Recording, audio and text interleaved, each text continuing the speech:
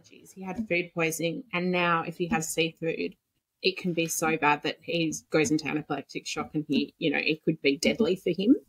And it all started because he had it as a mild allergy, and then he had a bad steak, like not seafood at all. He had a bad steak. He got really bad food poisoning, and now it's like tipped into that section for him for his allergies.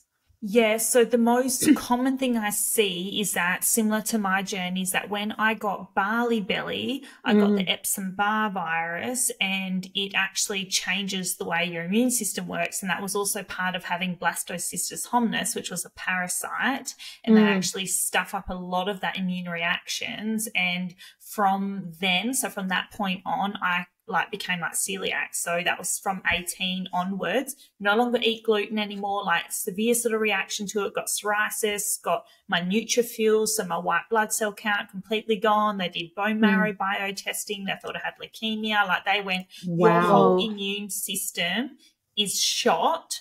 What has happened? And basically it was just from having Bali belly. It was crazy. Wow. So how did you go through that diagnosis process? So took me years, because GPs were like, you're young, you're 21, you're studying sports science, you're super healthy, I didn't have periods for 7 years after that. So I had no periods, severe acne, was going to the toilet once a week, the severest constipation, extreme bloating, fatigue, exhaustion. I was also really stressed. I was top of my class at sports science because I'm such a goer. So it was this whole stress component, and then really real perfectionist style stuff, but then also all this gut and hormone stuff. And it took me it's 6 or 7 years of seeing different medical professionals and going through all that blood testing, and they're going, everything looks fine. And then they're like, okay, well, we'll do this bone marrow biopsy and figure out what's going on there. And they're like, well, you're producing the white blood cells. There's just none in your bloodstream in your body. So your body's fighting something. There was just all these mixed diagnoses. And that's when I finished sports science, started my master's in nutrition, and then was like, well, okay, food and exercise is not enough, because I was meeting women like myself who were like, I've got ongoing bloating, or I've lost my period for years, or I've got extreme gut issues, and I'm doing all the right things. And I'm like, yeah, there's a gap here. What the heck is going on? Then I came across functional diagnostic nutrition, looked into the stool testing, SIBO testing, hormone testing, ran it all on myself, studied it, learned about it, and then found out I had SIBO, I had 2 parasites, I had candida, I had gut issues. I have still to this day, in all the hundreds and hundreds of women's stool tests I've seen, I've never seen anyone as severe as mine was at the time. So I just know how bad it was. And then, basically just started working on myself, treating myself, studying, just did so many courses to understand what the heck is going on. And then I feel so that was, what are we now? My business has been almost 3 years full time, but I studied in 2017 or something. And I reckon I was on the verge of when gut health was becoming a thing. Yeah. So now it's every PT and everybody's got an idea on gut health. But when I started, this information wasn't out there. Stool testing was not a common thing besides just your GP's pill in a cup and it tells you 2 parasites and 2 bacteria. That's not the kind of stool testing I run or am looking at. So I looked through all of that, treated myself. It took me years to heal my gut, get my periods back, get on top of my stress, get rid of all those parasites and stuff. But it was really that classic, here's the medical diagnosis, here's the functional diagnosis. The medical system will keep me alive, but it will not make me function optimally. And that was where the mismatch was, because they were like, well, we'll give you the birth control pill to give you periods. And I'm like, well, that's not dealing with the root cause here. That is keeping my system functioning, but it's not optimal. And same with laxatives, or take more fiber supplements or whatever, do that to stop your constipation. I was like, yeah, but that's not the underlying cause here. And it was like, do a colonoscopy. Yeah, okay, I don't have cancer. Awesome. I don't have polyps. I don't have leukemia. Amazing. But I'm still constipated, bloated, tired, and feel like shit. So it was sort of trying to find that middle line. And then when I've learnt about all that stuff, and then I started healing and then started running it in women, I was like, it was just like light bulb. I was like, this is all I can do. I can literally never do anything else in my life, because it's just that transformation. And now seeing that in women who are like, I'm no longer bloated. Like my client the other day, 15 years of chasing the medical system and no one could give her answers or anything. Within a couple months, all her bloating was gone. All her immune system stuff had calmed down. Like, it's just like, it is that root cause stuff. Like, I feel like that's just the basics of what it should be now, but it's not, you know? So you said that, oh, no, you go, Clara, it's fine. Well, I was actually going to say a couple of things. One, I mean, as you said then, treating as, you'll get the pill, right? And that will obviously bring on your periods, etc., versus actually treating the root cause. Like, that has implications for you. And that's what I'm always astounded with medical practice is, great, you've got your period. But what then happens when you want to get pregnant and and you go into that fertility period? Because obviously, as you said, you're not at your optimum, but you're masking it all. You're masking it because you're on the pill. And then the second thing I wanted to talk about is, obviously, you said you started studying it like 2017 when it was just new, and I completely agree. And I still think even now people don't quite get it. So they're now getting ads in their, Facebook feed and Instagram saying, leaky gut. Do you have leaky gut? And here's a list of things that might be the reason you've got leaky gut. And let's be fair, they're coming from supplement companies, and the list is 30 things long. And of course, as a female, you're like, yeah, absolutely. I'm getting bloating. I'm getting constipation. I'm getting, I get tired. I get fatigued. I get these. And some of them are so generalized that that might not be what it is, or it might be what it is. And I can see why, then they go on to sell a supplement to help this. But can you take us back a step and say, okay, so what is the gut? How does it function? We hear about gut microbiomes. What are those? And how are they supposed to be working? And what are the effects? If it's not working, what can you start to feel? And how do you know that that's kind of out of balance for you? Yeah, I love this. And I just want to say, everybody listening, go do the gut health course, because we cover this in detail. Yes, girl. Very much. Literally been filming videos on this for you guys. But no, I think you're right, like 100%. People I get in my DMs all the time, I'm like, what are you struggling with? And people are like, my gut is unhealthy. But we don't actually know what that means. What we're thinking generally is, I'm bloated, my stomach hurts, I've got constipation. Like, that's kind of like where those things are coming from. And we're not even always connecting the dots going, I've got Hashimoto's, or I've got endometriosis, or I've got, heavy painful periods. And we're not even stepping that back to our gut. So the gut itself is trillions of bacteria, yeast, fungi, which reside in there. I like to call it like a healthy garden. So when that garden gets out of whack, because we're doing things like, we are really stressed, but as you guys would know, our foods have a lot of chemicals, pesticides, we're eating on the go, so there's more processed foods. Antibiotics, really important at certain times, but do damage the gut microbiome. Birth control pills, sometimes needed, sometimes not needed, damage the gut microbiome. Medications for like reflux, heartburn, all that kind of stuff starts to kill off your good gut flora, which means that your opportunistic stuff overgrowth. And a classic example is how many women I see who have thrush after taking antibiotics, because you've killed off a lot of the good guys, a lot of lactobacillus, and get a thrush sort of onset in a sense, right? Because your whole body, you have a skin microbiome, you have a scalp microbiome, you have a vaginal microbiome, and they're all connected, right? So you take antibiotics, yes, you wipe off those bad bacteria, you also kill off a lot of the good guys. So something like thrush, the primary thing is rebuilding up the lactobacillus. So it's a process, and off you go, and you do that so you don't have reoccurrence. But we're thinking about in the gut as well. We're like, okay, well, we killed off a lot of the bifidobacterium and the lactobacillus. So candida's overgrowing, and then these opportunistic pathogens overgrow. But what also happens is often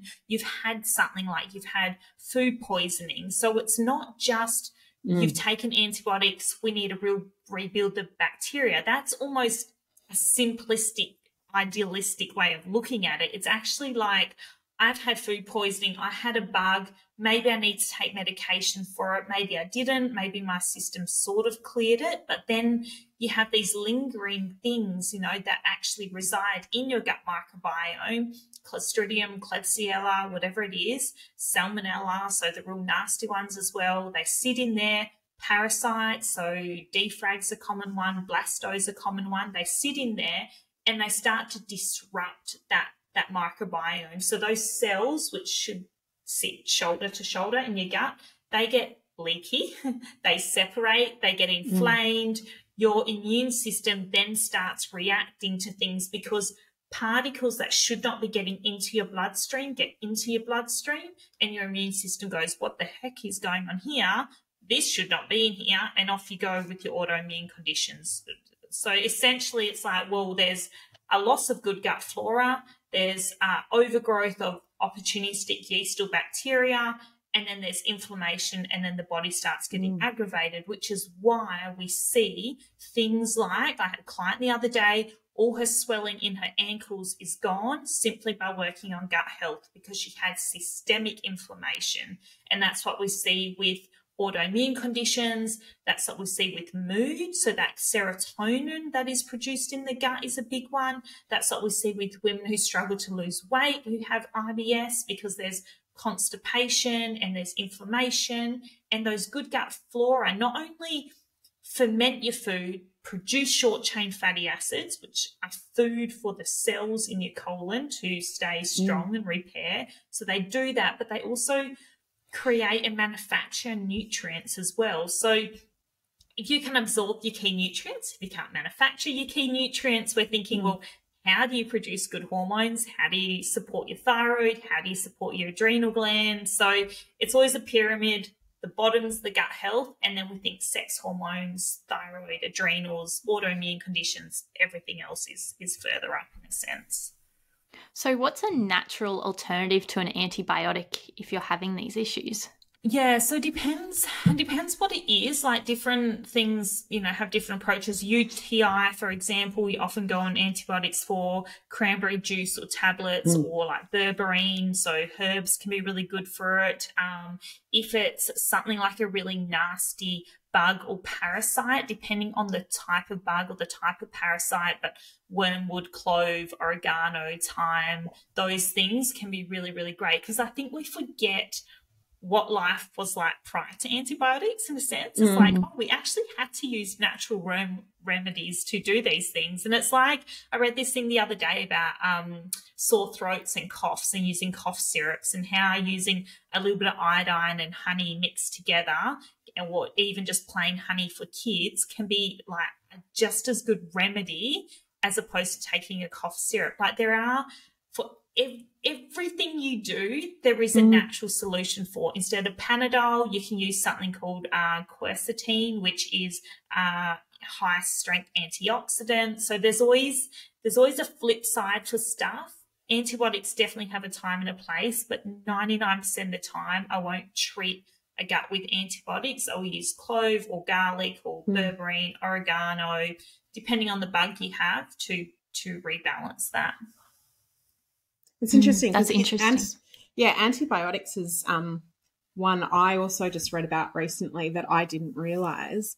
And I'm going to preface this with, I'm sure I'm going to get this wrong, because it was one of those things that I read in passing and then went, oh, I've got to reread that at some point.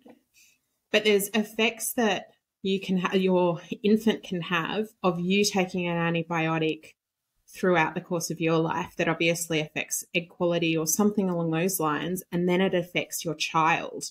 And I was blown away by that. So the two biggest things that I think are most damaging about antibiotics is one, right, obviously it kills a lot of your good gut flora, which can take 1 to 2 years to reestablish. So wow. Yeah. that's why, like, when I'm working with women, I'm going, you're committing to me for minimum 6 months, because this is a process here, and nothing I can do can fix you within a couple of weeks. So that's one thing, is the time for probiotics, prebiotics, which I'll go into the course, but those foods to actually work takes time. And then the other thing, like you just said, mother's microbiome is predictor of baby's microbiome. So the scariest thing I see is women who are like, I want to have a baby, but they've got a lot of quote unquote IBS. And I quote IBS because I don't think it's a real diagnosis. It's just a collection of symptoms. The real diagnosis is SIBO or bacteria or something else going on. But if mum's going in with severe IBS and an imbalanced microbiome or reoccurring thrush, and you're having a baby, potentially we'll have to go on antibiotics around birth, depending as to, you never know what your birth story is going to be, then that's setting your baby up. And, you know, you add a C-section on top of that, and it's like, okay, they lose all that input of vaginal microbiome flora as well. It's a hard start to the start of a baby's life, in a sense. And, you know, you can't control all those outcomes, but you can control leading up to pregnancy, birth, feeding your baby, all those things, what your microbiome's doing. Interesting. So really is there interesting. natural way? Yeah, sorry, you go. Is there natural ways to enhance the digestive functions?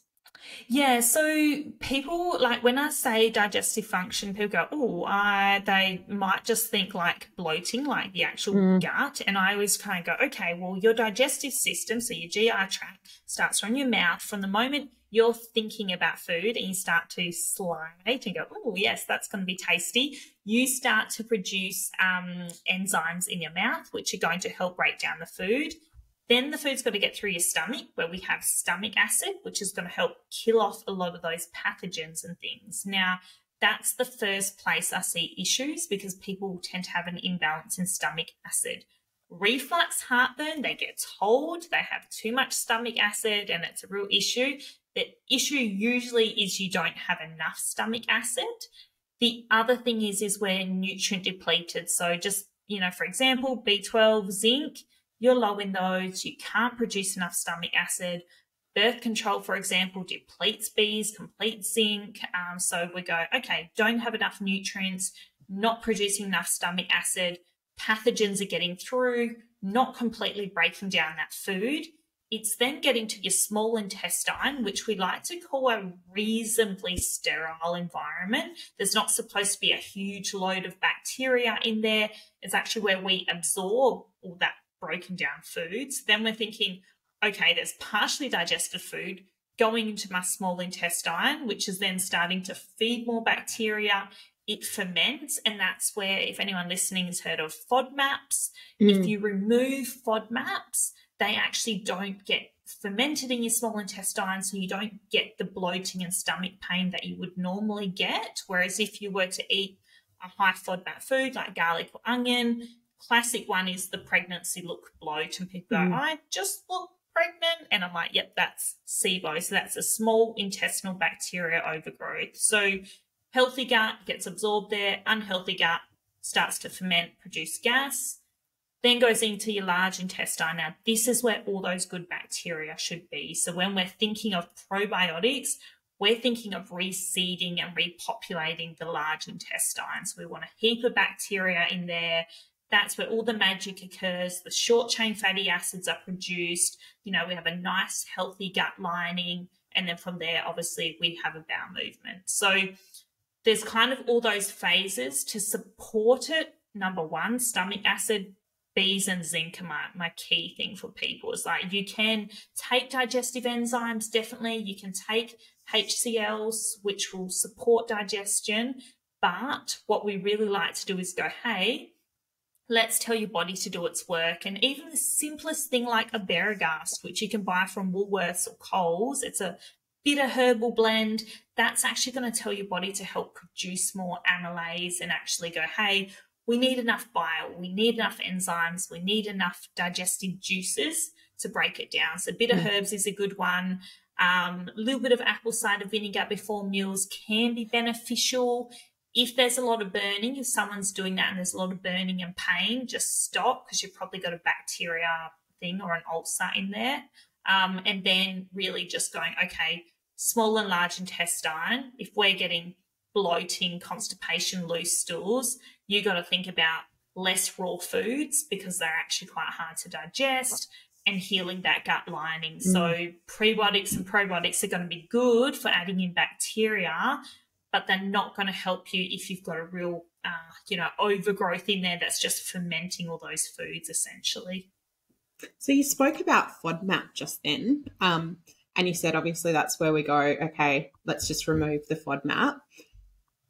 Is that again, so a lot of people are on the FODMAP diet. It's one of those things where, and it's another thing that I feel like on Instagram and TikTok and stuff there, gluten-free comes up a lot, FODMAP comes up a lot, and sometimes I don't know whether FODMAP is actually what they need or if they need to treat the root cause. Is that kind of what FODMAP is doing? Is it treating the root cause, or is it just alleviating the symptoms that you're getting?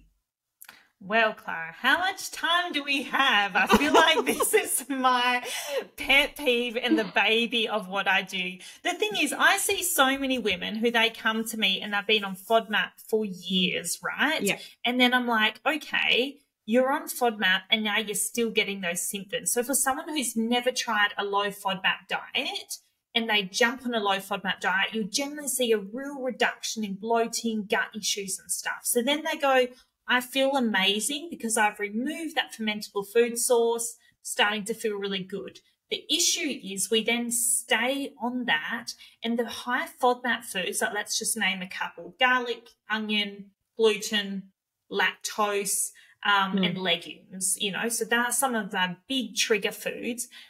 We remove them, which are actually food sources for your good gut flora. So then I'm running a stool test on these people, generally women who've done it for years, running a stool test, and I'm seeing undergrown microbiome. So I'm seeing things like fecal pronasi, or there's other bacteria, Akkermansia in there, your Bifidobacter, your Lactobacillus, which are now all undergrown because they haven't received food for years, because we're actually stopping the bloating in the small intestine, but we're removing the food for the large intestine. So it's this catch-22, and I'm like, I'm all for the low FODMAP diet. I use it when someone's got SIBO and they've got severe gut issues, but we only use it for 6 to 8 weeks. We use it for a short period of time, and if anyone's doing it, do it properly and download the Monash University app, because they actually talk you through that, and they go, hey, this is how long we do it for. We remove these foods, then we actually start to reintroduce them so we can see out of the 6 FODMAPs what one you're reacting to, because the chances that someone reacts to every type of FODMAP, so every type of fermentable chain of carbohydrate, is actually very rare. So there'll be ones that you can include and then slowly add them in. The other thing is, often it's not always FODMAPs. Like often it is gluten in itself, like myself, like you develop an allergy after having some kind of IBS or gut symptom, or it's actually the lactose. So you're not producing enough enzyme to break down the lactose in dairy. Now, this is not a bacteria issue. This is usually a poor nutrient issue. So again, by having enough minerals, so mineral-rich foods like really good quality salt, your sea salt, so your minerals out of that, your organ meats, your oysters, which are super high in zinc. I know everyone's not, but I'm a big fan of quality red meat in the diet. Like I do really believe in the healing powers of sort of animal-based foods. Eggs are another big one. So by including a lot of nutrient, mineral-dense food, we can produce enough enzymes to break down lactase, essentially. Like by the end of my program, I'm seeing women eat dairy, quality dairy, whereas at the start it'd give them diarrhea. And that's purely they just don't have the nutrients to break it down. So FODMAPs, 1, yes, do it if it's helpful, but 2, the root cause is generally undergrown microbiome, opportunistic bacteria. So you've really got to do a SIBO breath test or a stool test to understand why you have it. Yeah. So you said the FODMAP diet, it kind of shows what people are having reactions to. Is there another way to do a test to show what people are reacting to? Yeah, so I guess people like the FODMAP diet because of the ease of access, right? So it's like, cool, I remove these foods, therefore I must be, and often people say, I'm allergic to gluten or I'm allergic to dairy, where like we've just covered, that's not the cause. So instead, I like to do, you can do food allergy testing. Like sometimes if someone's really reactive, they'll run a stool test, a SIBO breath test, and a food allergy test. Now, food allergy testing is kind of the top tier stuff in the sense that it's not super important. It is because it removes some of those initial reactions, but it's not a root cause thing unless it's a true allergy, like you're allergic or you're celiac, you know, and you're having an immune response. But in 99% of people, you're not having an immune response. It's a digestive malfunction. So then I go, well, do a SIBO breath test where basically you swallow or you drink a little sugar solution which directly feeds the bacteria in your small intestine. You breathe into these little bags every 20 minutes or so. We collect your breath. In that breath, we're actually collecting the gas produced by the bacteria. So then I can go, you've got hydrogen dominant or methane dominant bacteria in there. That tells me I need to use these herbs or these herbs to treat it. So that's one root cause approach.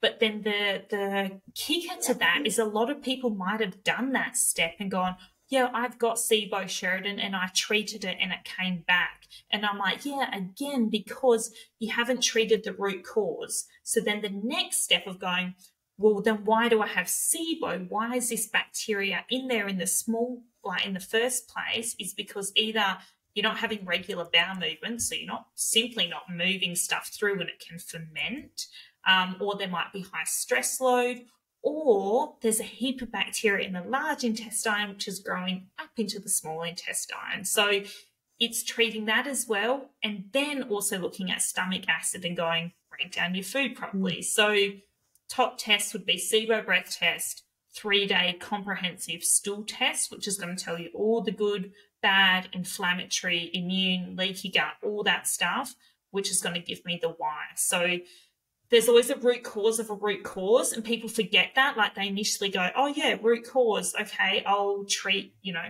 the bacteria. And then I'm like, why do you have the bacteria? And are you constantly putting stuff in your body that's feeding that bacteria? So what kind of foods do feed those bacterias?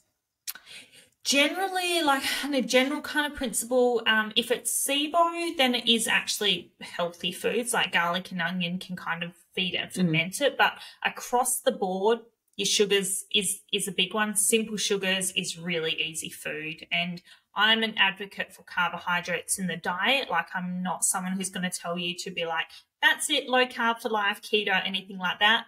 I love my food. I love to eat and I'm very active. But I do think there are periods of time where removing, obviously, simple sugars is a big one, but also a lot of those highly processed foods, that simple sources of gluten, they're probably your biggest ones that are going to feed it, your alcohol, that kind of stuff. So anything that's quite easy for that bacteria to break down and digest. And when someone goes on a anti-candida, anti-sort of bacteria, anti-parasitic diet, we do remove a lot of those carbohydrate fuel sources out at the start. And that might even be a bit of rice and a bit of potatoes, like cutting down your serving sizes of them just while you treat that bacteria.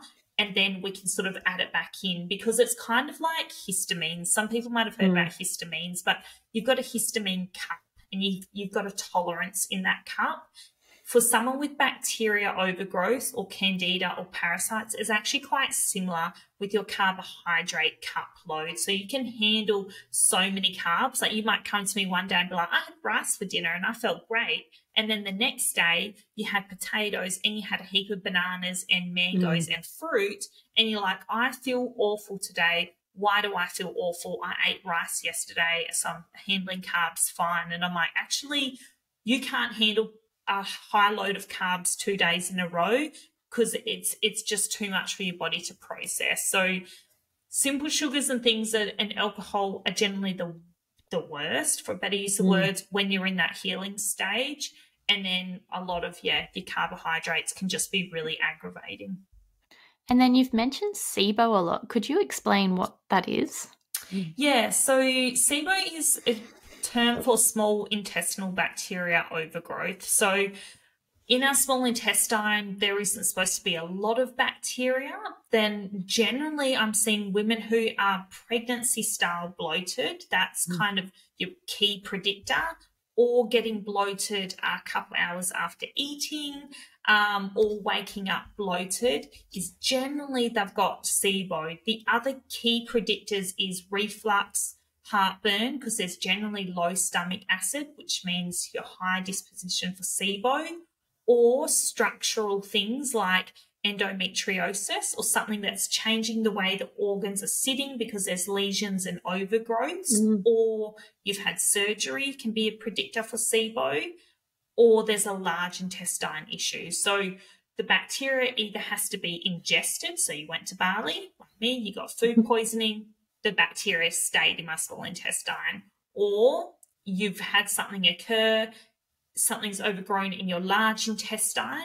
There's actually a little valve between your small and your large intestine, and that valve makes the food go one way. Now, foods come in, if it's getting fermented in your large intestine and you've got gas and it's blowing open that one-way valve, the bacteria can migrate and move up into your small intestine as well. So there's various ways that overgrowth occurs, but it's generally there's an overgrowth where there shouldn't be that sort of bacteria overload. So I've got a question, and I, without turning this podcast into please diagnose me. Far away, that's what I'm here for. But this is what I find quite interesting is so throughout this, we've spoken at length, probably most of the audience are like tuning out now, but we've spoken at length about the fact that I've just been diagnosed with endometriosis. I've actually had 2 or 3 friends diagnosed at about the same time. We're in our 40s, they're a bit younger, but, I'm, 42 and I'm being diagnosed. One of the things that has jumped out at me actually a few times, you've mentioned endometriosis now, is when we talk about, so endometriosis, I'm at the journey where I've had the surgery and I've just had, it removed, and I'm like, what now? What next? So I've obviously had it, but I've been told I've had it, and I went to a doctor literally 2 days ago and said, okay, so I've got this. What do I do? Like, how do I control it? How do I, and I think it affects so another thing that was interesting in our chat is I think it affects my moods and my hormones. I think it's been affecting quite a few things for numerous years.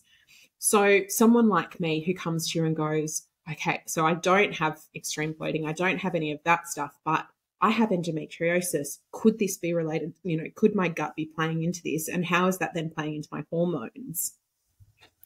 Yep. So endometriosis, 3 things come to mind initially. One, there is an immune component, obviously, because we recognise it's an autoimmune condition. So we're like, right, we need to calm down that immune system. And that looks like looking into your gut health, looking at that microbiome and going, what inflammatory bacteria are present and what's driving inflammation. So there's a lot of things you can do off the bat for autoimmune conditions, like the ARP diets, the autoimmune protocol, calming that stuff down, doing your stool testing, your fish oils, all your anti-inflammatory stuff, your turmeric, all those bits and pieces, which is great. But I would always say run a stool test and make sure you get that microbiome balance. But the next key component is doing a Dutch comprehensive hormone test. I would hand on heart tell any female who's ever struggled with endometriosis or fibroids, because it's the same liver detoxing pathway, that 16-OH pathway.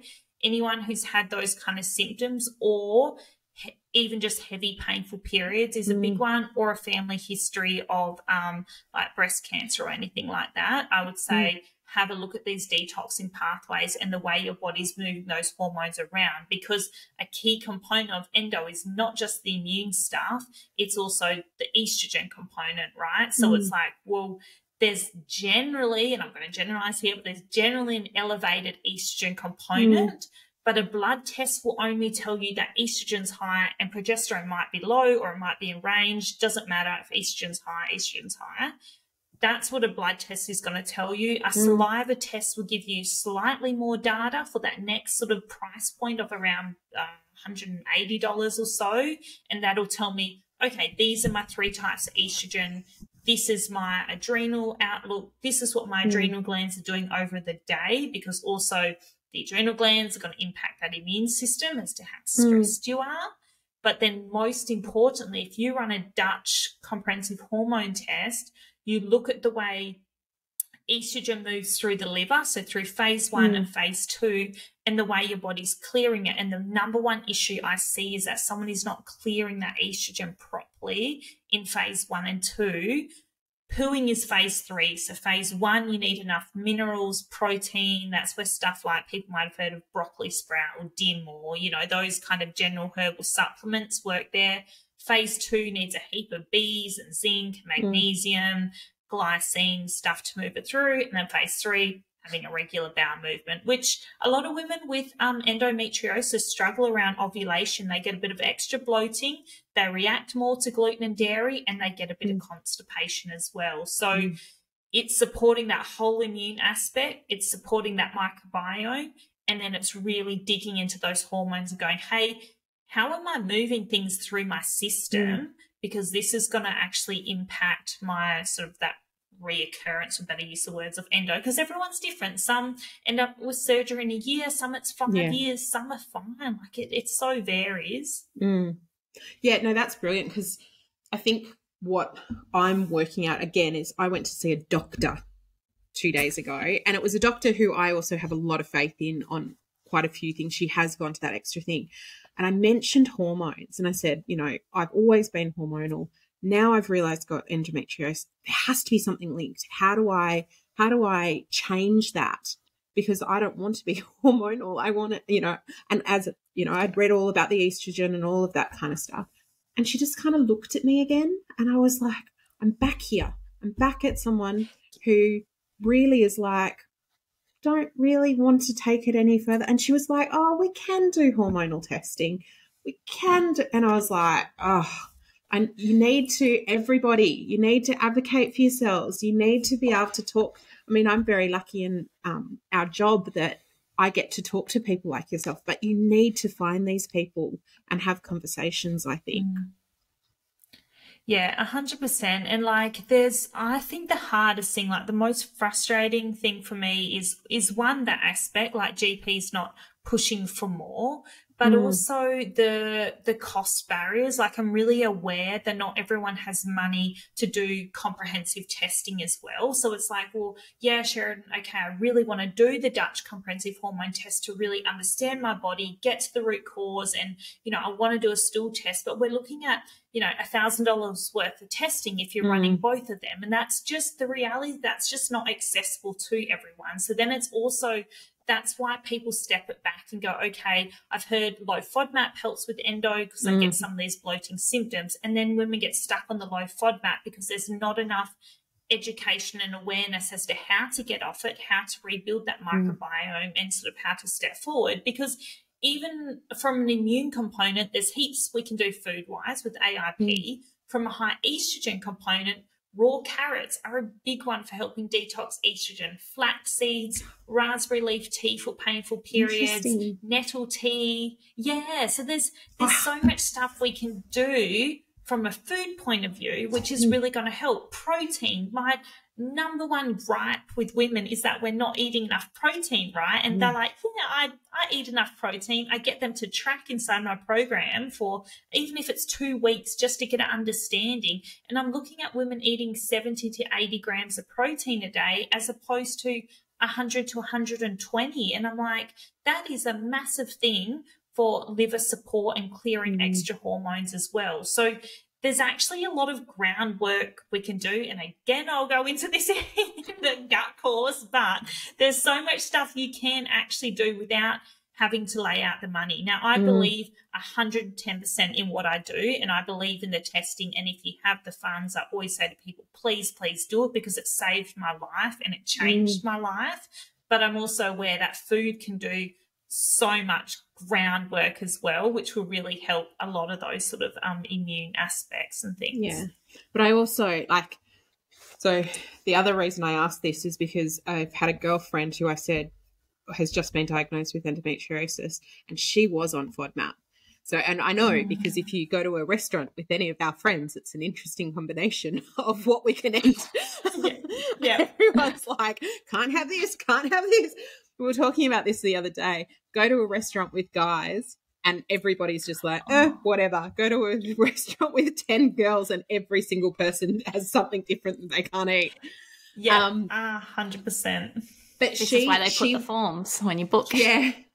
But I think she was masking that she had endometriosis because she was doing FODMAP.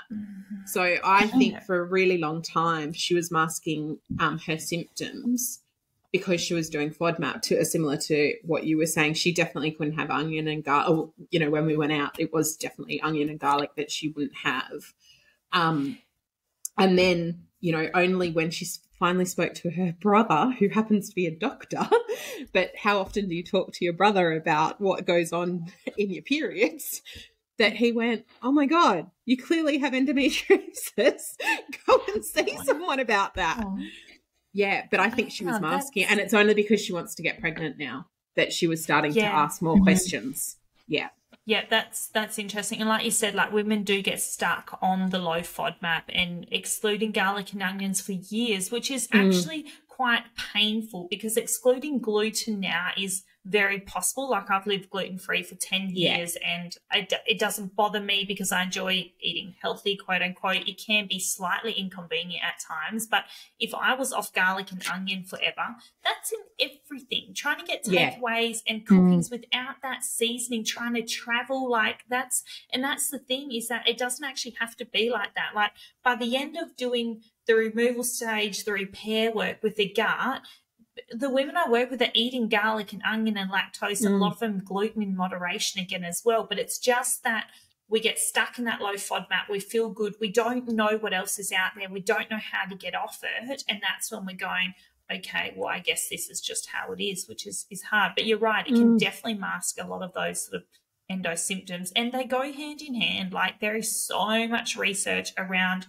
IBS, irritable bowel syndrome, and endo or hormonal issues. Like they're just the partners in crime majority of the time. Awesome. Do you have any other questions, Clara? No, I think that was actually a really good chat. Apart from the fact that I hijacked it at the end with the endometriosis stuff. Only because I'm living in this world. Yeah, no, it's good. I'm living in this world, and that doctor's appointment was so unbelievably frustrating. And then you say stuff and it just makes sense.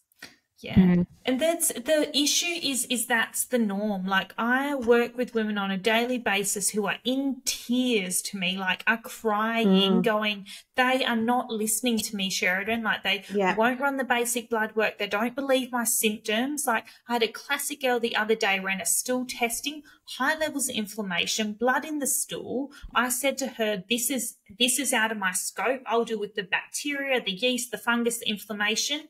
When there's blood, stools, and you high need a colonoscopy. You need a colonoscopy. Goes to see the GP, gets a referral for a gastroenterologist. He wouldn't have a bar of it. He was like, "No, I don't think so. You'll be fine." And she's like, "Are you kidding me? I've got a history of autoimmune stuff. I'm highly inflamed. I've worked with this nutritionist for 2 months and I've seen the biggest shifts, and I've, compared to seeing the medical system for 15 years. And he's like, I don't believe that testing. I don't believe that report. She's like, well, can you at least run your own then to look for calprotectin and see what's going on? And he was like, no, like you'll be fine. If she's working for you, keep working with her. And I'm like, that's such a bad quality of care. She paid $300 to see someone on my insistence, saying there's clearly something going on here. And and that is like, that's not every GP or doctor or gastroenterologist, but the quality of care can be so bad that it's just, it's heartbreaking for these women who are actually trying to get help.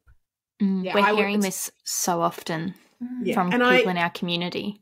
And I must admit, I was shocked because she has actually pushed for all this other testing, but as soon as I talked about my hormones, she shut down. And I was like, isn't it? Stop making this like a normal thing. And I was telling her that I've like increased anxiety, which I don't have, and it's all around my period. And I'm like, there has to be something. I know that I've got a hormonal imbalance. My mum knows I've got a hormonal imbalance, and she just totally shut down. Yeah. The other thing is, I don't think people realize how much stuff you can do yourself nowadays. So yes, I strongly advocate for people like myself, because I think that people in the functional world are doing a great job, but you can literally go onto iScreen and order a blood hormonal panel, print it off, take it to your pathology centre, bypass your GP. Yes, it's going to cost you $100, but a GP's $50 or whatever nowadays anyway. It's very rare, it's bulk billed. So for the extra $40, $50, you don't have to waste time seeing someone who's not going to give you any testing, because the other thing is thyroid stuff. So many women have common thyroid symptoms. The GP would just run TSH, not T3, not T4, not antibodies. This chick was the same. I said, no, get a full thyroid panel. She did it privately, paid for it, cost her $100 or whatever.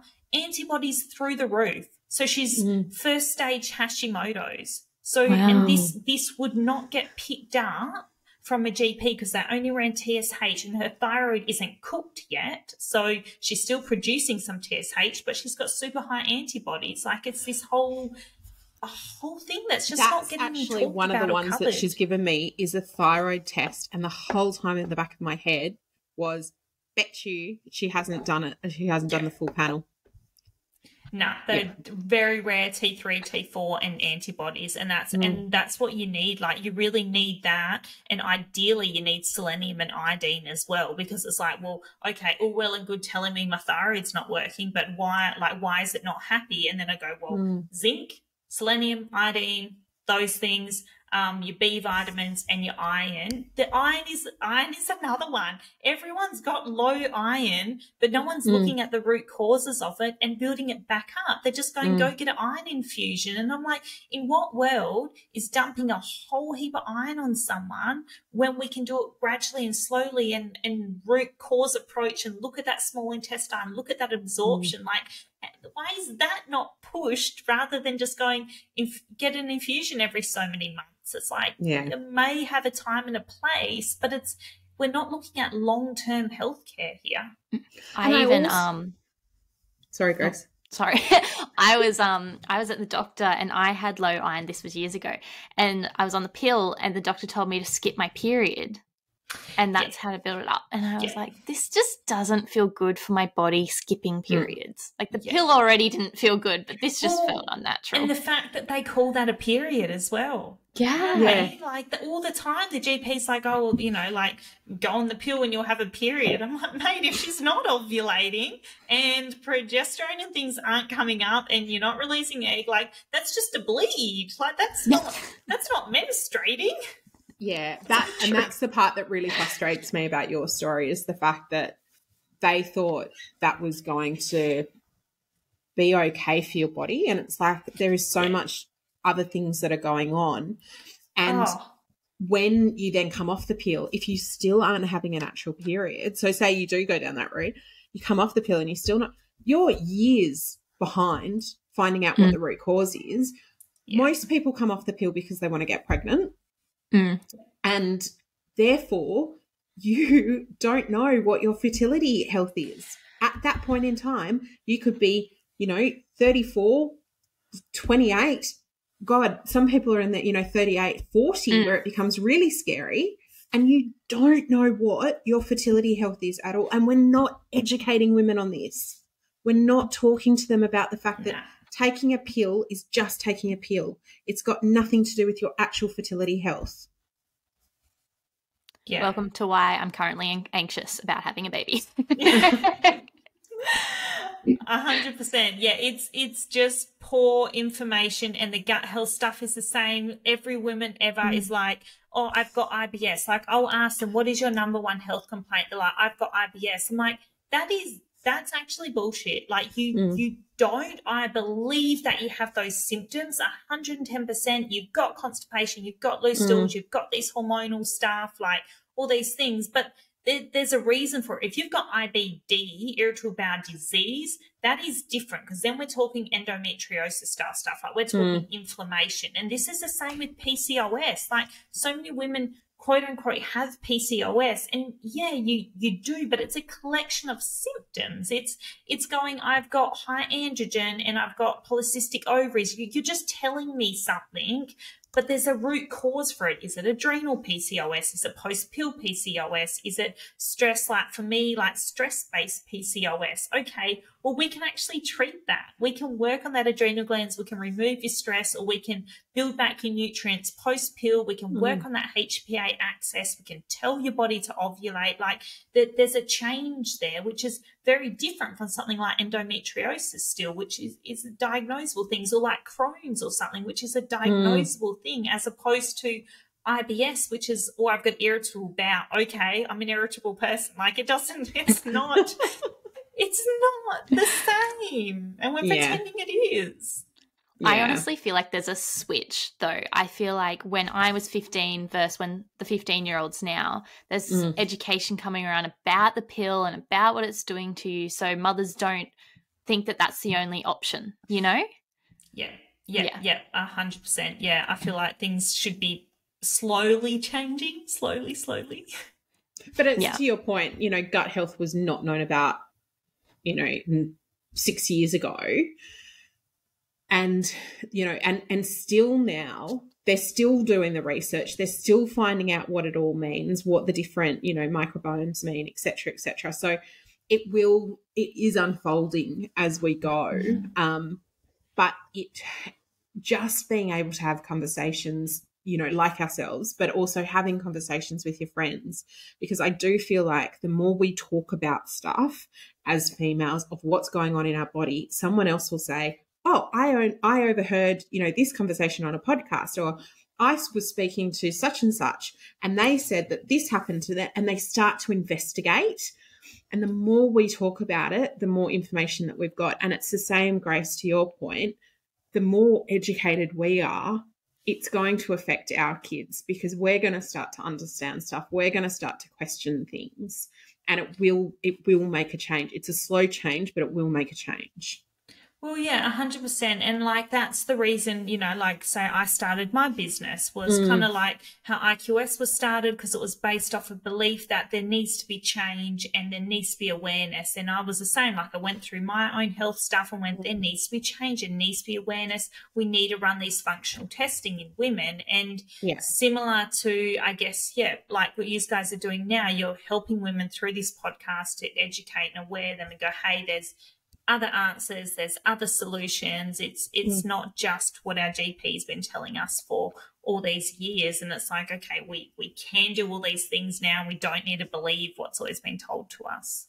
Yeah. Yeah. Awesome. Well, I'm going to stop the recording. So stay with